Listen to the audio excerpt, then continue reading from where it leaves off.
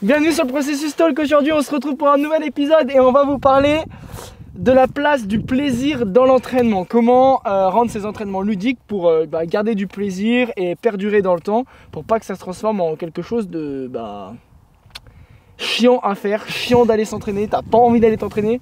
Je pense que personne ne recherche ça. Nathan, est-ce que toi tu prends du plaisir dans tes entraînements dans un premier temps? Moi, c'est que du kiff. Moi, non, en vrai de vrai. Ouais. Moi, les gens ils me disent des fois, mais en gros, c'est chiant de lifter des charges. Quel kiff! Par exemple, l'haltéro là, quand tu as cette grosse barre sur les épaules. Mais vraiment, c'est pas une blague. Genre, Ouais. je trouve ça ultra satisfaisant d'avoir un mouvement aussi technique et exigeant pour lifter la charge la plus lourde sur tes épaules et après au-dessus de ta tête. Donc, Ok. moi, je kiffe. En ce moment, en tout cas, ce qui me fait bien kiffer, C'est c'est l'haltéro. Ouais, vraiment. D'accord. Moi, du coup, j'ai pratiqué aussi l'haltéro passé un moment, beaucoup d'ailleurs.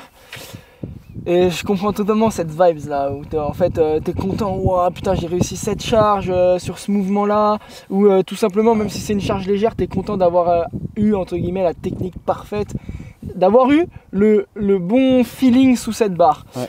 Et moi du coup actuellement plutôt sur la course à pied, plutôt le trail et le vélo. Pareil, genre je prends un kiff monstre de juste me rendre compte à quel point avec mon corps tout ce que je peux parcourir. Tu vois, arriver en haut d'un col à vélo, tu te dis attends mais j'ai fait tout ça. Alors que quand t'es en bas, tu te dis ouais ça va être long. Ouais t'es en haut, non j'ai fait tout ça. Ou tu sais tu regardes ton tour sur une map, putain je suis passé par là, ici. D'habitude ça je le fais en voiture. Tu vois, en trail souvent t'es dans la forêt donc tu sais le paysage il se dévoile qu'à l'arrivée. Donc ça pareil c'est un gros kiff, c'est un kiff, c'est un ouf de kiff, c'est ah ouais, ok, en fait comme un peu quand on a fait le podcast avec David, tu vois, on est monté en téléphérique, on va pas vous mentir, mais imagine-toi t'arrives à cette vue là après je sais pas une petite heure et demie, 2 heures de montée avec la petite goutte de sueur. Tu la savoures encore plus ouais, parce que la vue elle a le goût de l'effort. Tu vois d'ailleurs c'est un des comment dire, j'ai pas le terme là, des rewards, des récompenses que tu peux avoir et du coup du plaisir que tu peux avoir à faire de l'activité physique. Totalement, et ça j'en ai déjà partagé ce plaisir de la vue avec certaines personnes où, en ski de rando particulièrement, où c'était la première fois qu'il faisait du ski de rando et il arrive en haut et il me dit ah ouais mais en fait c'est pas comme quand on remonte avec le remonté mécanique. Ouais, en gros tu remontes avec les remontées mécaniques, t'observes même pas, tu sais. Non. C'est normal. Ah, Moi, il y a la vue, c'est sympa. De toute façon, si je veux venir la voir, je redescends, je remonte. T'es concentré sur la descente. Voilà, le paysage, il a pas le goût de l'effort. Alors que là, Et là, t'arrives en haut, waouh, tu fais ah ouais, putain, il y a tout ça à voir en fait, toute cette vue. Donc voilà, dans le plaisir. Comment vous faites plaisir? Mettez-le nous en commentaire pour le coup. Exactement. Ce sera intéressant de savoir quel est votre plaisir dans le sport. Et puis même dans quel sport et pourquoi dans ce sport-là spécifiquement. Et partagez-le en story en taguant le podcast. Le processus et comme ça, on partagera un peu là. Venez, on fonde une communauté là, c'est les processeurs. Les processeurs, c'est vrai. Ciao les processeurs. Regardez la description. C'est ceux qui. Ouais, c'est vrai que ça fait un moment qu'on a mis ça dans les descriptions. Mais ouais, c'est parce que tu vois, les processeurs, c'est ceux qui s'engagent dans le processus de la vie, mais de manière proactive, pas ceux qui subissent. Donc, soyez actifs pour avoir du plaisir. Pour avoir du plaisir. Et tu sais, ça me fait penser, j'en ai peut-être déjà parlé, mais ça me fait penser à Saverio Lamenta, coach, head coach et fondateur de Keep Up à Genève, donc qui est une salle de CrossFit et de préparation physique, on va dire. Mais lui, il met beaucoup en avant cette philosophie du bien bouger. Et au-delà de l'exigence technique du bien bouger, c'est aussi l'exigence technique de maîtriser les choses pour se faire plaisir. Parce que, en fait, si tu ne sais pas faire quelque chose, tu vas le subir ou tu ne vas pas le faire et tu vas toujours faire des régressions. Par exemple, dans le CrossFit, tu ne fais pas de muscle-up, alors tu vas faire des keeping pull-up. Tu ne sais pas faire des keeping pull-up, tu vas faire du tirage au TRX. Bref, des choses comme ça. Et du coup, si tu ne prends jamais le temps d'entraîner spécifiquement le mouvement, de maîtriser les choses, tu ne vas jamais les faire. Donc en fait, tu vas toujours être dans la frustration parce que tu ne peux pas faire les choses comme tu aurais envie de le faire. C'est la phrase que tu l'as déjà dit dans un ancien podcast. Ah, c'est ça, mais- maîtriser pour s'amuser. Voilà. Maîtriser pour s'amuser. Et d'ailleurs, Et j'ai- s'amuser, ça rime à aussi se faire plaisir. j'ai cet exemple-là dans le volleyball. Il n'y a pas longtemps, là, je suis allé faire un essai dans un club de volley parce que j'avais envie de rejouer. Et en fait, un peu déçu parce que c'est un club, comment dire, en gros, c'est genre loisir. D'accord. Et en gros, les gens, ils viennent, genre tu t'échauffes pendant, allez, 20 minutes et ensuite ça joue. Et ils font quoi pendant l'échauffement? Et ben en tout cas, ils suivent pas les 7 étapes de mon programme échauffement pour optimiser leur performance. Ça, c'est sûr. Si toi, tu veux le faire et être plus performant, et ben tu peux cliquer sur mon Instagram dans la bio et tu trouveras ensuite mon site où tu pourras te procurer ce programme pour optimiser tes performances grâce à un échauffement. Fonce, c'est ultra qualitatif. Mieux que les sportifs de haut niveau. Mais en tout cas, en fait, T'en étais où tu parlais du volley. pour en qui revenir s'échauffait au 20 volley, minutes et je leur ai c'était dit mais pourquoi il n'y a pas d'entraînement et tout? Et ils m'ont dit parce que les gens ils viennent là pour jouer plaisir. Ok, on a joué, il y a des gens, je ne vais pas te mentir, ils n'étaient pas bons. Ils n'étaient pas bons et le volleyball pour moi c'est pas comme le foot par exemple. Comment dire, le volley, c'est dès que tu as un joueur qui est nul dans une équipe, l'équipe elle est éclatée. Tu te fais défoncer. C'est pas comme le foot. Le foot est 11, la surface elle est grande. Si un mec est un peu nul, tu le caches un peu, tu vas le soutenir un peu plus, tu lui donnes moins de ballons, c'est méchant. Mais quelque part, la finalité, c'est que si tu touches moins de ballons, tu t'amuses moins, tu vois. Donc tu prends moins de plaisir. Donc au final, le sport devient plus une source de plaisir, n'est plus un exutoire, tout ça. Et du coup, je leur ai dit, à la fin, mais en fait, je comprends pas parce que pourquoi on ne fait pas d'entraînement, de vrai entraînement pour que les gens s'améliorent? Parce que là, en fait, ils kiffent pas les gens. Je le vois bien, tu vois. C'est qu'à chaque fois qu'il y a un service, il faut faire une réception, ils sont pas capables de faire une réception. Quand il faut faire une passe pour que derrière ça attaque, il n'y a pas de passe Ouais. parce qu'ils sont nuls. Ouais, tu peux pas prendre de kiff en fait. C'est pas précis. Donc en fait, tu joues pas. Et Et même toi, en tant que personne qui maîtrise, tu prends pas de plaisir parce que t'es freiné. c'est ce que j'allais dire, c'est qu'il y a un mec qui est là. C'est un monstre. Il est vraiment trop fort. Et lui, quand il tape fort, quand il serre fort, on lui dit non, en fait, s'il te plaît, descends d'un niveau parce que on peut pas. On peut pas, les gens suivent pas. Et le mec, il serre tellement fort que personne n'arrive à réceptionner ses services. Il tape tellement fort que les gens ont peur de défendre ses attaques. Et du coup, ce mec-là, il est full frustré. Et il prend plus de plaisir. Et Donc moi, c'est un service. du coup, je pense que je vais pas m'inscrire dans ce club parce que j'ai envie de jouer, mais je sais que si j'ai envie de jouer, Tu l'avais déjà dit. j'ai envie de m'investir à fond parce que moi, mon truc, c'est de performer, c'est d'exploiter À le ton max, niveau, à ton le niveau. max de mon potentiel. C'est même au-delà de mon niveau. Parce que si je joue qu'avec des gens qui sont forts, Oui. moi, je vais faire le double d'efforts pour être meilleur qu'eux. Ouais. Ou déjà pour avoir leur niveau. Leur niveau, ce serait déjà pas mal. Mais du coup, je comprends ce truc de plaisir en fait. Donc voilà. C'est essentiel. Ouais, mais j'aime bien se maîtriser pour prendre du plaisir. C'est intéressant. Pour s'amuser, exactement. Ça, c'est dans les sports un peu plus à dominante technique où il y a un aspect technique dans le sport en question. Mais prenons l'exemple du développement de la mobilité ou de la préparation physique où l'objectif c'est de entre guillemets performer lors d'une compétition ou sur un exercice bien précis. Ouais. Sauf si tu prends du kiff sur les exercices que tu fais, on va pas se mentir, le développement de la mobilité ou des exercices de musculation pure et dure, c'est pas forcément un grand kiff que tu prends. Moi j'ai toujours eu ce retour, ouais mais la mobilité c'est chiant à travailler. C'est pas sexy hein. Et nous-mêmes, moi le premier, tu vois, c'est ce que je vends. Je dis que c'est important, que c'est essentiel si derrière tu veux être performant, mais c'est vrai que c'est pas sexy. Ça c'est une formalité, enfin, je pense que toutes les personnes qui ont déjà vraiment fait des vraies sessions de mobilité, c'est pas un grand kiff. À part Damien Hospital. Ouais, c'est ce que j'allais dire. J'allais dire à part le Out of the Box de Damien, allez voir son site, c'est un peu plus ludique, il y a des jeux, des paliers, des niveaux. Donc du coup, il a transformé Il est trop fort. le truc chiant de la mobilité En un truc challengeant. Voilà. Et c'est là où du coup le plaisir revient, c'est qu'il a réussi à faire d'un truc essentiel mais un peu chiant à faire, un truc en fait c'est un jeu. Et derrière, ça te pousse à progresser, à devenir meilleur et voilà. Voilà, donc au final, on en revient à la question du départ du podcast. Donc, comment se faire plaisir ? Il faut trouver quelque chose qui te fait plaisir, mais en fait, tout ce qui est chiant, tu peux le remanier pour que tu prennes du kiff. Quand même, ça peut être intéressant quand même de prendre du kiff, quoi. Au bout d'un moment, faut essayer de... Si toutes les fois où tu vas faire ta session de mobilité ou ta séance de muscu ou de prépa, tu te dis oh putain j'ai la flemme, ça va être encore chiant et tout. Ça arrive.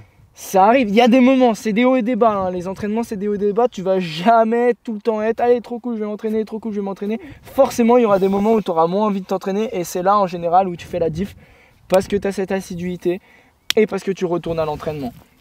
Mais c'est normal de ne pas avoir du plaisir tout le temps.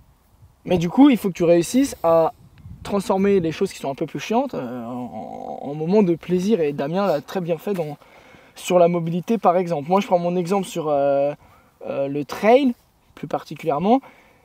Il y a des parcours où tu sais que tu vas pas prendre un max de kiff. Moi j'ai déjà fait des trails, la GTL par exemple au bord du lac, j'ai fait le relais. Bon la GTL ça s'appelle le Grand Trail du Lac.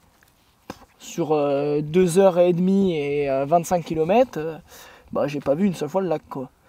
Parce que t'es tout le temps dans la forêt. Donc tu vois c'est prendre du plaisir autrement, bah, apprécier la nature, de voir la biodiversité en fait, de voir que bah, puis après... cet endroit-là n'est pas pareil qu'à l'endroit où tu as l'habitude de courir, ce terrain-là est beaucoup plus rocailleux, et c'est un peu moins de terre, c'est moins du chemin, c'est essayer de trouver du plaisir à sa manière. Et je pense qu'il y a un point important quand même, si tu prends pas de plaisir, que tu as essayé de rendre la chose ludique, que tu as varié ta pratique mais que tu prends toujours pas de plaisir, au bout d'un moment, arrête. Ouais. Enfin, change, du moins, n'arrête pas tout, mais change, tu trouveras forcément quelque chose, une pratique dans laquelle tu prends du plaisir. Ouais, non, c'est clair. Parce que comme tu l'as dit, ça peut pas être infini, il y aura tout le temps des moments de haut et de bas. Et le but, c'est pas non plus que l'entraînement devienne un stress chiant lequel t'appréhendes d'aller... t'entraîner parce que l'entraînement est déjà un stress en lui-même, donc si tu te stresses encore plus parce qu'il faut que tu ailles t'entraîner, si tu es stressé d'être stressé, voilà exactement, il n'y a plus aucun intérêt. À long terme il n'y a rien de bon. Ouais, il n'y a rien de bon, à long terme il n'y a rien de bon, ça c'est réel. Et nous c'est un gros challenge hein, pour nous d'organiser les séances, de développement, tout ça, en prenant en compte tes envies, ce que tu kiffes et puis bah, tes besoins surtout. Ouais. Parce que tu as envie de faire de l'haltéro et de faire du snatch, mais frérot, tu sais pas lever le bras au-dessus de la tête, tu as besoin de travailler ta mobilité d'épaule, tu vois. Et pourtant, c'est pas forcément un kiff, surtout quand tu es mauvais. Parce qu'en général, la plupart du temps, on prend du plaisir là où on est bon. Ouais, c'est vrai. En général, la plupart du temps, on prend du plaisir là où on est bon. En fait, ça dépend l'angle de... Enfin, en fait, ouais, je dirais que tu vois, aujourd'hui, on reprend l'exemple du volley tout à l'heure. Moi, aujourd'hui, je kifferais jouer avec des mecs qui sont trop forts. Ouais. Parce que je sais que je vais être ultra nul à côté d'eux. Et je sais que je vais être un peu frustré. Et je vais réussir à retourner cette frustration pour que derrière, en fait, je me bute et que derrière, je devienne aussi fort qu'eux, voire meilleur sur certains points. Et en fait, bah, tu vois, le goût de l'effort, le goût de la vue, c'est que putain, je suis tout en bas, mais en fait là, je vais arriver en haut ou à leur niveau et je vais me dire, hey, regardez où j'étais avant. Et là, tu vois, c'est la même chose. Retracer la road to summit. Voilà, exactement. Devenez athlète at summit avec Gianni. Ouais, les gars. Mais non, c'est vrai. Donc, des fois, il y a... Mais après, ça, c'est une question de mindset. Moi, j'ai ce mindset-là de me mettre dans le dur. Il y en a pas du tout. Hein. Et d'en baver pour qu'à un moment, je puisse genre regarder derrière moi et me dire, putain, en fait, toutes ces galères, tout ce moment où j'avais l'impression que j'avançais pas, en fait, si, j'ai avancé de ouf. Et d'ailleurs, on le dit toujours, mais c'est transversal à beaucoup d'autres domaines de la vie, hein, le sport. Donc, ouais, non, c'est vrai que c'est important. Et je trouve ça ultra intéressant ce que tu as dit tout à l'heure, pour nous, en tant que préparateur physique, c'est challengeant de programmer des séances, une séance, voire même des cycles, voire même une année de préparation, tout en gardant le plaisir pour l'athlète. C'est très difficile. Pour moi, je mets tout le temps la pièce numéro 1, enfin le plaisir au centre de ma programmation, parce que si le mec ne prend plus de plaisir, alors à ce moment-là, il n'adhère plus à ta programmation, donc il a moins envie de venir s'entraîner, et de cela en découle une stagnation, voire une régression, ou en tout cas du moins pas de progression sûre. Et en fait, c'est un cercle vraiment vicieux jusqu'au moment où tu travailles plus avec la personne, quoi. Et voilà, pour ce que j'allais dire, et soyons honnêtes, c'est pas bon pour le business. Voilà, c'est pas bon pour le business non plus. Et du coup, est-ce que toi, tu as des petits tips que tu mets en place pour perdurer dans le temps? Parce que athlète de haut niveau, athlète compétitif ou athlète qui fait du sport pour son plaisir, quel que soit le sport, sport outdoor ou sport en salle, qu'est-ce que toi tu mets en salle pour que la personne perdure? Parce qu'on va pas se mentir que l'objectif numéro 1, c'est de perdurer, de répliquer, de réitérer les entraînements sur le long terme, dans 6 mois, 1 an, 2 ans, 10 ans, pour être vraiment en bonne santé toute sa vie. Et pour les personnes qui veulent performer, c'est pas si tu te entraînes 1 an que tu vas performer. C'est les 10 ans d'entraînement que tu as fait avant qui te permettent de performer le jour J. Est-ce que toi tu mets des petites choses en place dans les entraînements, dans les séances d'entraînement? Donc perdurer dans le plaisir. Perdurer, en fait, c'est quelle est la place du plaisir pour perdurer dans l'entraînement? Déjà, moi je pense que pour que ton entraînement il soit. En fait, il faut déjà voir ce qui te fait plaisir. Et généralement, quand c'est toujours monotone, quand c'est routinier, les gens ça les fait chier.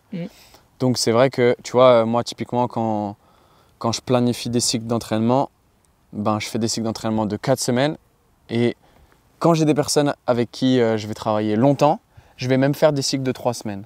Okay. Parce que et plutôt avec des publics assez expérimentés, je vais faire des cycles de 3 semaines parce que je sais que sur ces 3 semaines, il va faire du développement à chaque séance et que je vais casser un peu ce truc monotone, répétitif assez rapidement. Oui. Et puis au final, tu as quand même cette vision de il faut répéter pour progresser. Ouais, exactement. Et puis avec des gens qui sont moins expérimentés, je vais plutôt faire des cycles de 4 semaines. Des fois, j'ai déjà fait des cycles de 6 semaines. C'est le max que tu as fait, 6 semaines? Sur un même mouvement, tu vois, par exemple, sur un même lift. Ouais. Moi, je suis allé super loin sur...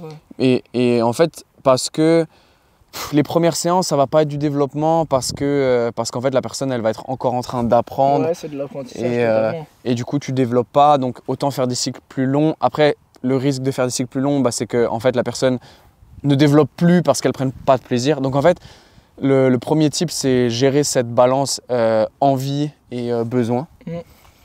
Et de varier. Et voilà. Et le deuxième, du coup, c'est d'amener de la variété. Toujours pour avoir un bon équilibre de cette balance. Ok. En plus, ça c'est intéressant, ça dépend aussi de la personne que tu as en face de toi, c'est un équilibre à trouver.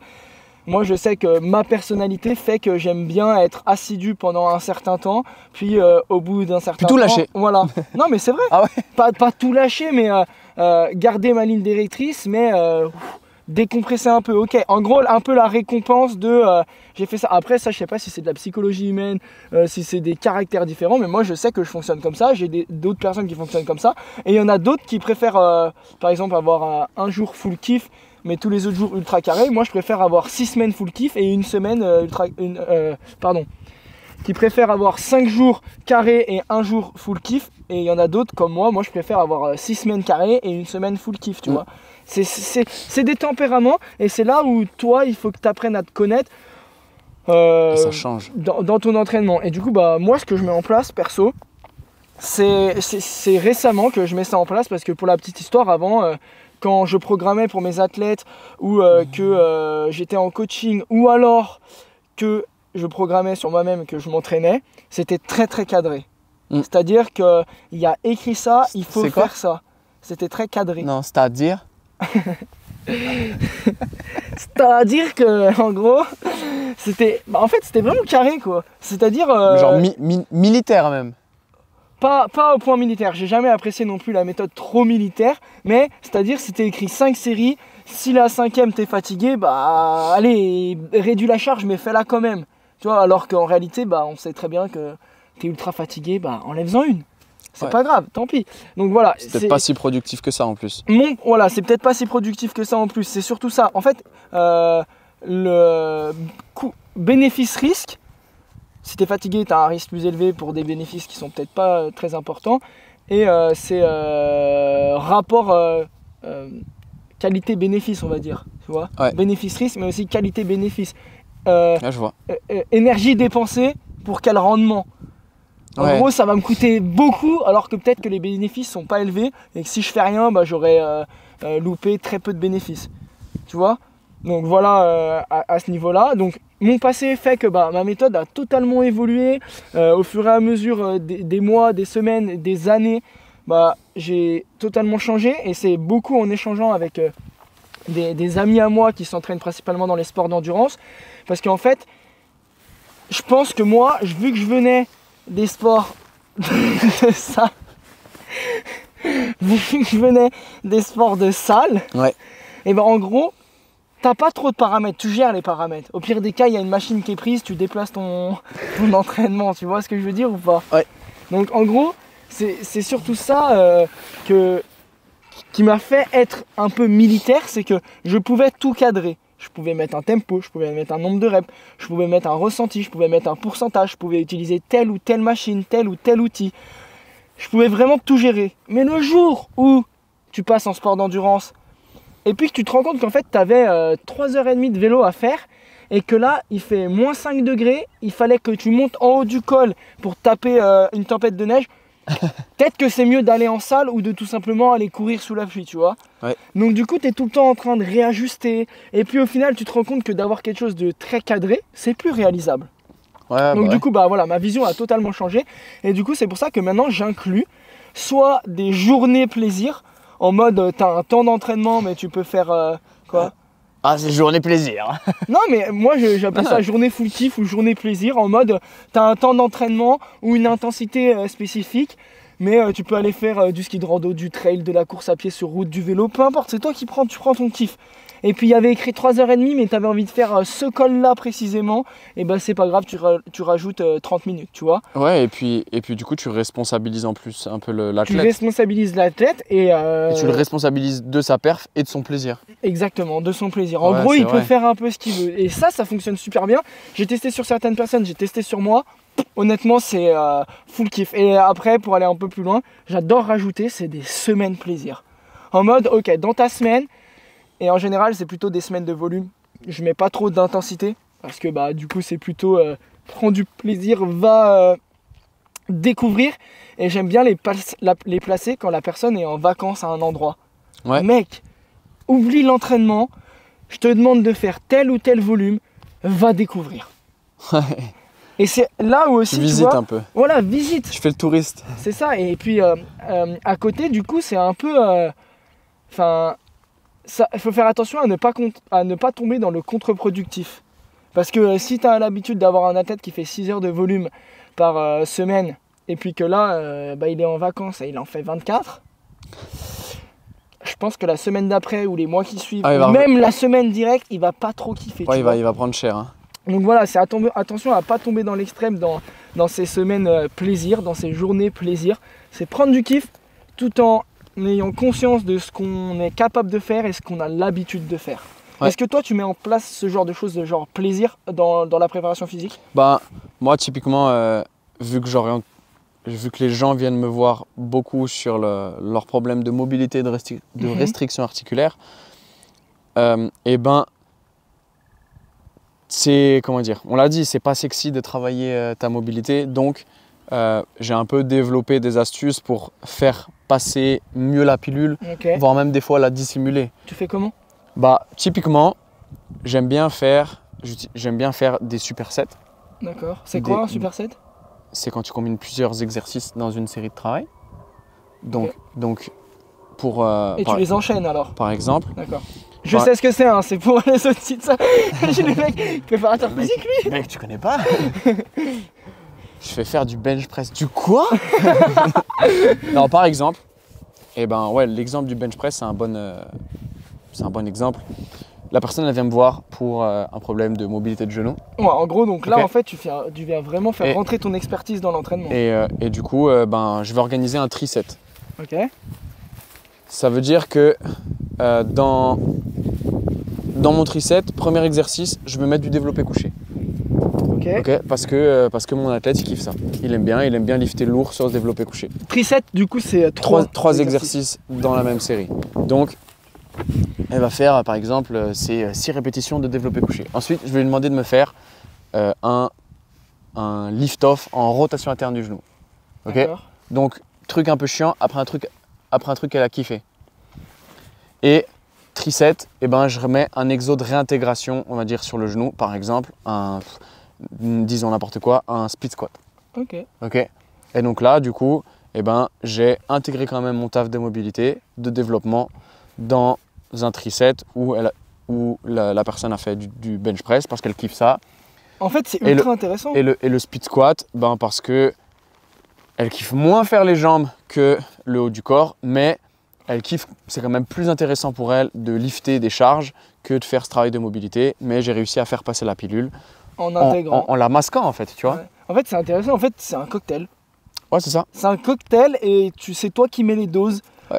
Le cocktail, c'est envie, besoin, plaisir. Ouais, et du coup, ouais, voilà, ça c'est un truc que je fais beaucoup, bah ouais, sur les personnes que j'accompagne, Okay. pour que ça passe mieux. Alors après, voilà, ça marche pas tout le temps, et des fois il y a des contextes où ça marche pas du tout, mais c'est notre rôle d'être expert là-dessus. Ouais, donc, d'être à l'écoute aussi. Donc voilà, ouais, exact. Ouais, Moi, je bah sais ouais. que j'aime bien, quand je commence une préparation avec un athlète, je lui demande toujours les exercices qu'il aime bien. Toujours. Ouais. Pour être sûr que j'ai déjà une ligne directrice, quoi. Je sais qu'il aime ça. Entre guillemets, j'ai pas de risque qu'il soit dégoûté de la séance. Et puis après un cycle, moi-même, pour les clients que j'ai en ligne, c'est que à la fin d'un cycle de 4 semaines, je refais un call avec eux et moi je leur demande toujours, je leur dis ok, qu'est-ce qui t'a plu, qu'est-ce qui t'a pas plu. Ouais, ça c'est intéressant. Parce que aussi. du coup, ce qui t'a plu, ok, peut-être que je vais le garder, peut-être que, enfin voilà, je vais pouvoir jouer avec ces variables-là pour tu peux garder, tout modifier de toute façon. pour garder le plaisir, parce que c'est clair que le plaisir va jouer dans l'adhérence à long terme et au final même les sportifs de haut niveau qui jouent leur vie, leur carrière, leur perf, il y a forcément un moment où ils prennent du kiff. Ah oui, bah oui. Et peut-être en fait je pense que ce qui fait la diff c'est que eux, leur tolérance au non-kiff, au non-plaisir, elle est plus élevée que les personnes qui font ça comme exutoire. Ouais. C'est que eux, Totalement. ils sont prêts à ne pas prendre de plaisir pendant 1 an pour aller chercher une médaille par exemple à une compétition et en fait là le moment où tu as la médaille, bam, explosion de kiff, tu vois. Ouais. Et moi en vrai ça, j'ai déjà ressenti un peu ce truc dans la slackline, pas sur toutes mes années de compétition, mais tu vois à l'inverse, ma dernière année, je suis allé chercher la médaille et pour autant j'ai pris zéro kiff. Ouais. Zéro kiff. Mais Genre, la médaille t'a donné du kiff ou pas? Même pas? Honnêtement? pas trop, Ok. pas vraiment. Tu vois, ma dernière saison, c'était ma dernière saison. À ce jour, je ne sais pas si c'est la dernière de ma vie. Pour le moment, en tout cas, c'est plus ma priorité. Mais en tout cas, tu vois, sur le championnat, j'ai fait que des premières places. 3 premières places? Non, n'importe quoi. J'ai fait 2 premières places et une 3e place. Oh, j'ai un doute. Mais Si, il n'y avait que 3 compétitions. En fait, la dernière compétition, c'était une 3e place, mais pour moi, qui avait le goût d'une médaille d'or parce que c'était une compétition très compliquée. Il y avait un très gros niveau par rapport aux deux d'avant. Donc là, en vrai, j'ai kiffé uniquement mon dernier passage parce que j'ai vraiment réussi à me dépasser. En termes de perf, je suis vraiment pas satisfait. En termes de mental, par contre, là, j'ai réussi à me dépasser, à me mettre un peu ce coup de pied au cul. On en a parlé dans le podcast sur la compétition, donc j'étalerai pas là-dessus. Mais moi, c'est ce que j'allais dire du coup, c'est qu'en parlant de mon expérience avec la slackline, c'est que tes plaisirs, il faut accepter aussi qu'ils changent dans la vie. Et aujourd'hui, j'ai tellement subi ma dernière saison de slackline que ça n'a pas été un plaisir. Et t'as envie d'aller voir d'autres horizons. Et ouais, c'est ça. Et puis aujourd'hui, tu vois, développer mon activité d'entrepreneur dans le milieu du coaching, c'est compétitif. Ouais, ça te stimule. C'est une compétition. Mine de rien, aujourd'hui, tu vois, on collabore, mais je suis aussi en compétition avec toi, tu vois. Ah ouais, logique. Tu vois.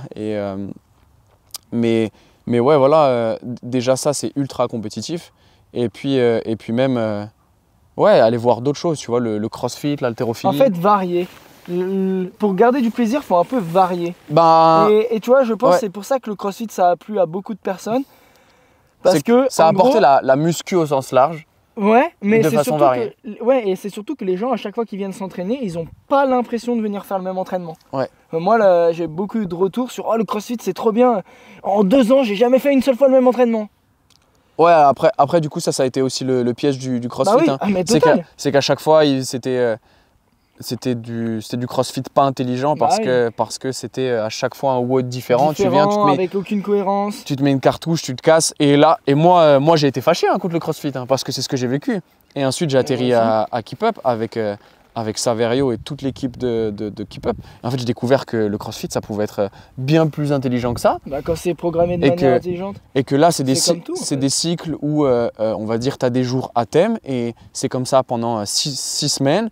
Et ensuite, ça change, mais il y a une logique entre les cycles. Et pour autant, ce que tu as fait la semaine d'avant n'est pas exactement la même chose que cette semaine. Et pour moi, ça m'a vraiment réconcilié avec le CrossFit. Et je pense que le CrossFit est une putain d'activité physique et même a apporté beaucoup dans la méthodologie d'entraînement pour optimiser la performance. Ouais, de fou. C'est ultra intéressant le CrossFit en vrai. Ah, mais il faut vraiment le faire intelligemment parce que comme toute chose où il y a beaucoup de solutions, tu peux vite te perdre.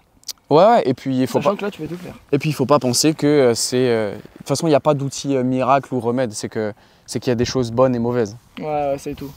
C'est tout. On n'a pas parlé de l'aspect social, s'entraîner avec des gens. Ouais, qui ont Parce qu'en réalité, s'entraîner tout le temps dans son coin, mais avec sa prog, ça doit être dur. Tu sais pourquoi on n'en a pas parlé? Parce que je pense qu'on s'entraîne beaucoup de notre côté, en vrai. Tu t'entraînes beaucoup avec des gens? Non, jamais quasiment. Bah ouais, mais moi, pourtant, tu vois, la plupart des gens qui fréquentent la salle de musculation, c'est aussi un aspect social. Mais au final, nous, moi, j'avoue, hein, je m'entraîne beaucoup seul.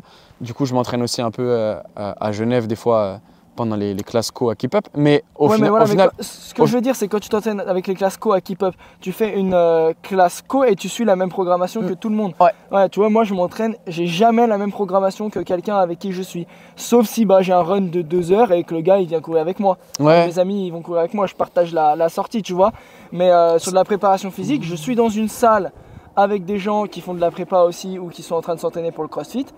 Je suis dans la même salle que eux, le même environnement, mais je pratique pas la même chose. En gros, c'est juste des échanges, mais on n'échange pas l'expérience de l'entraînement. Mais peut-être que c'est là des fois où tu vois, il faut réussir à être un peu moins strict dans ta prépa physique. Total. Et peut-être être d'accord de sortir un peu de ce qui est optimal pour aller chercher ce plaisir-là, de peut-être partager une barre avec quelqu'un. Et derrière, en fait, tu as pris du kiff. Et derrière, sur les prochains entraînements, tu vas mieux retourner à ce qui est optimal. Non, mais ça j'en suis d'accord, mais c'est juste que, tu vois, quand tu fais que de la musculation ou que de la préparation physique, tu peux te le permettre parce que c'est un tout. En gros, tu vas t'écarter, mais c'est un tout. Moi, en préparation physique, je m'entraîne 2 fois dans la semaine. Si je loupe une séance, je la revois pas avant une semaine. Ouais. Tu vois ce que je veux dire? Sachant que j'ai que 2 séances dans la semaine pour me préparer à un objectif bien spécifique qui est le trail. Je fais des choses, pas spécifiques au trail, mais je fais des choses qui sont en rapport, genre je fais de l'unilatéral, je fais de la force max, je développe la jambe, ce que j'appelle la jambe, mollet et tout, enfin voilà, ouais. Tu vois, je fais des choses qui ont un sens pour mon but final. Ouais, bien Donc sûr. si je fais sauter une séance, c'est une séance qui saute automatiquement, mais c'est aussi que du coup, je suis plus très polyvalent, on va dire. Tu vois ce que je veux dire?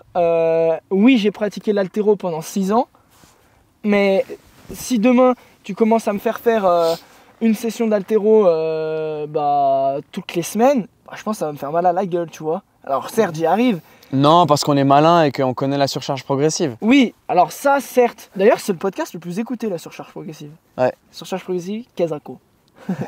Non mais, tu vois, ce que je veux dire, c'est que j'ai beau avoir fait de l'haltéro pendant des années, si je reprends du jerk lourd au-dessus de la tête, je suis pas sûr. Alors oui, je vais prendre du kiff, c'est sûr. Ça fait longtemps que j'en ai pas fait, je suis avec des potes, on se challenge, oh c'est trop bien. Mais pas sûr que ma colonne thoracique avec mon extension thoracique pourrie, elle kiffe. Tu vois ce que je veux dire? C'est pour ça que moi j'aime bien rester dans un cadre. Alors après il faut savoir s'en échapper. Tu vois, par exemple là j'ai réussi à faire dans ma programmation, j'ai fait le 24.1 des Open. C'est pas grave, j'ai pris du kiff en vrai. Ouais, mais c'est que mais il faut juste le faire intelligemment, je pense. Bah voilà. Et merci, c'est ce que j'allais dire. Désolé, je t'ai coupé la parole. Bah non mais voilà. Je pense qu'on est pas mal. Ouais. En vrai, tout simplement, c'est les tips, c'est communique bien avec ton coach. Si t'en as un, si t'en as pas, contacte-nous. Et en vrai, ça peut être une source de kiff de se faire coacher. De se faire coacher. Moi, j'ai l'exemple parfait avec ma cliente à Genève. Vraiment, elle est venue vers moi. Elle m'a dit, bah voilà, seule, j'y arrive pas en fait. Voilà. Et elle me fait des retours qui sont ultra ultra cool, tu vois. Elle prend beaucoup de plaisir dans ce qu'on fait. Donc, et toi, du coup, aussi, tu prends du plaisir en tant que coach. Ah, exactement. Ça aussi, on s'en rend pas compte, mais nous, de notre côté, c'est aussi un kiff de vous programmer. Et plus on a de retours, honnêtement, mieux c'est. Ouais. Donc, faites-nous vos retours et dites-nous, vous, en commentaire ou en partageant en story ou en DM sur Insta, comme vous voulez, c'est quoi les trucs qui vous font kiffer dans l'entraînement? Parce qu'on n'a pas fait une liste exhaustive. On a parlé de nos expériences et à la limite des expériences de nos clients. Mais il y a très certainement des choses qu'on n'a peut-être pas vécues et que toi, tu as vécues et qui peuvent être un peu uniques. Donc, Total. Donc vas-y, moi tu peux partager, c'est toujours intéressant. Moi j'avoue en ce moment c'est lifter des grosses barres. Moi honnêtement c'est découvrir ce que mon corps il peut faire et à quel point je peux parcourir de la distance avec 2 jambes. En gros tout ce que je peux faire, tout ce que je peux monter, tout ce que je peux voir comme paysage, tout ce que mon corps il peut affronter, ça c'est quelque chose que je kiffe. Donc voilà, et donc pour finir, fais-toi accompagner par un coach si tu as besoin. Deuxième... T'es vraiment un gamin. J'avais trop envie de le faire. Deuxième petit tips, varie tes entraînements. Ouais, amène de la variété. Ouais. Amène de la variété, super important. Cycle, fais des cycles, programme de manière intelligente. Et aussi, je pense, c'est les 2 derniers tips, ils vont être en accord et à la fois ils vont s'opposer. C'est 4e tips, structure ton entraînement. Mais 5e tips, n'hésite pas à t'écarter de la structure de ton entraînement pour prendre du kiff, pour aller échanger avec des personnes, pour t'entraîner avec d'autres gens, partager une séance avec un ami. J'ai trouvé super intéressant ce que Kevin il disait dans le podcast qu'on a fait avec lui, où lui il a fait des cours de danse, des cours de stretching, des cours... Enfin, en gros c'est... Il a tout fait. Va voir des horizons, ça va forcément t'apprendre quelque chose. Alors oui, ça va te créer de la fatigue qui est peut-être pas prévue dans ton entraînement, mais ça va t'apporter une expérience de fou. Et ça n'a pas de prix. Ciao. Ciao.